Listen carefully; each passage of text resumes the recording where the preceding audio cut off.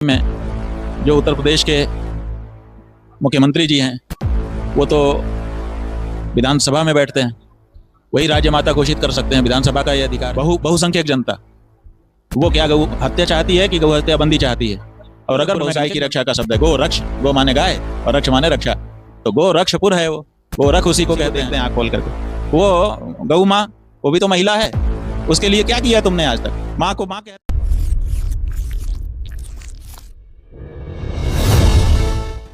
आगामी उत्तर प्रदेश विधानसभा चुनाव से पहले स्वामी अभिमुक्तेश्वरानंद महाराज द्वारा शुरू की गई गौ प्रतिष्ठा यात्रा। नमस्कार, मैं प्रशांत दुबे, आप देख रहे हैं काशी वार्ता। लगातार गौ रक्षा को लेकर आवाज उठाने वाले स्वामी अभिमुक्तेश्वरानंद महाराज द्वारा इस बार प्रत्येक विधानसभा में जाकर गौ रक्षा की मांग की जाएगी। एक ऐसी यात्रा निकाल रहे हैं, ये अनोखी यात्रा। प्रत्येक जितनी भी 403 विधानसभाएं हैं वहां पर जाकर ये इस यात्रा को करेंगे। तो जानते हैं महाराज से कि यात्रा के पीछे क्या कारण है, इस प्रकार की यात्रा आपने क्यों चुनी जिसमें आप विधानसभा में जा रहे हैं? ऐसा है कि जो सरकारें हैं वो जनता के मतदान से बनती हैं। मतदान प्रदेश के लिए विधानसभा क्षेत्रों से होता है, देश के लिए संसदीय क्षेत्रों से होता है। तो ऐसी परिस्थिति में जो उत्तर प्रदेश के मुख्यमंत्री जी हैं वो तो विधानसभा में बैठते हैं, वही राज्य माता घोषित कर सकते हैं। विधानसभा का ये अधिकार है।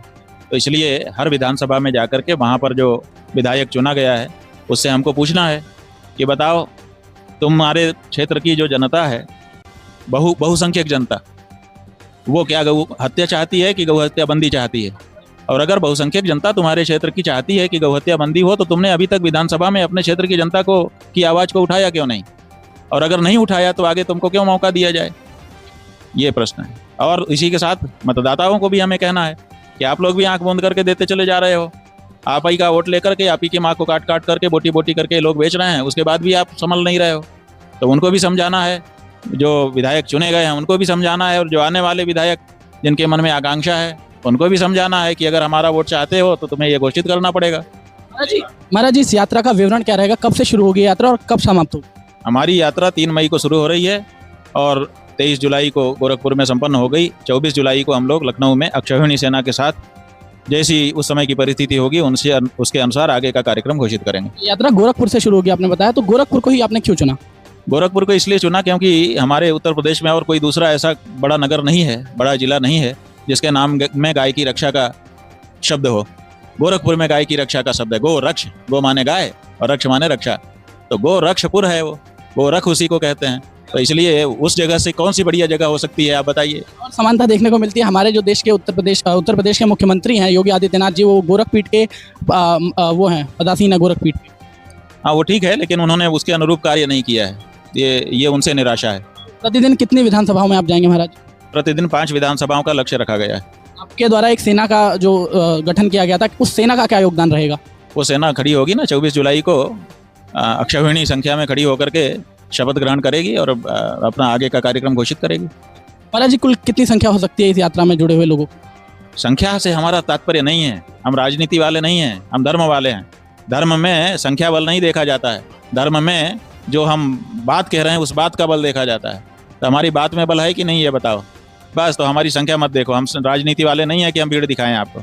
और भीड़ कैसे आती है, कितना व्यवस्था करनी पड़ती है, वो आपको सबको पता है। इसलिए हम दिखावटी भीड़ लेकर नहीं चल रहे हैं, हम एक अच्छी सच्ची बात लेकर के चल रहे हैं जो भारत देश के रहने वाले जन जन की बात है।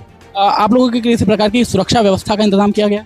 अभी तक तो कोई ऐसा इंतजाम दिखाई नहीं दे रहा है, लेकिन जिम्मेदारी तो स्टेट की बनती है, उसको करना चाहिए। इस भीषण गर्मी में आप लोग ये यात्रा निकाल रहे हैं और इसमें आप लोग जाएंगे, तो सरकार द्वारा समर्थन प्राप्त करने के लिए किसी प्रकार का आप लोगों ने पत्रक सौंपा गया है? ऐसा है कि भीषण गर्मी तो जो सुखोपभोगी हैं उनके लिए है, जो तपस्वी हैं उनके लिए तो जितना तपे उतना ही अच्छा है। तो हम लोग तो तपस्या ही करने के लिए निकले हैं, तो इसलिए तप रहा है, कोई दिक्कत नहीं। एक अंतिम सवाल, गौ रक्षा की बात करते हैं, गौ माता हमारी राष्ट्र माता बनाने की आप बात करते हैं, वहीं हमारी जो सरकार है वो एक बिल लाना चाहती है पार्लियामेंट में, महिला आरक्षण बिल, वो गिर गया है, तो उस पर आप क्या कहेंगे? अब वो तो गिरना ही था, वो जानबूझ करके ले आए थे ताकि गिर जाए, गिराने के लिए ही लाए थे। महिलाओं की भद्द पिटे, महिलाओं का मजाक उड़े। जब तुम्हारे पास 1/3 कितना बहुमत चाहिए होता है वो था नहीं, उसके बाद भी तुम बिल क्यों ले आए? तुम चाहते थे कि महिलाओं की भद्द पिटे? ऐसा बिल जिसके बारे में आप पहले से पता है आपको कि हमारे पास संख्या का बल नहीं है, उसके बाद भी वो बिल लाते हैं ताकि गिरे।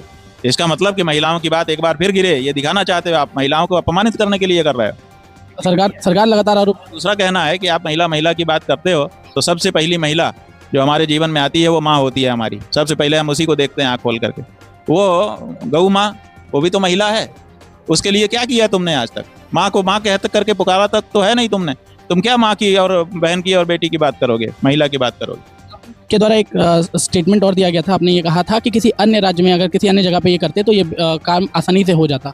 देखिए, पूरे विश्व में चले जाइए, जहाँ जहाँ लोकतंत्र है वहाँ की बहुसंख्यक जनता जब कोई आवाज़ उठाती है तो वहाँ के सरकारें मान लेती हैं।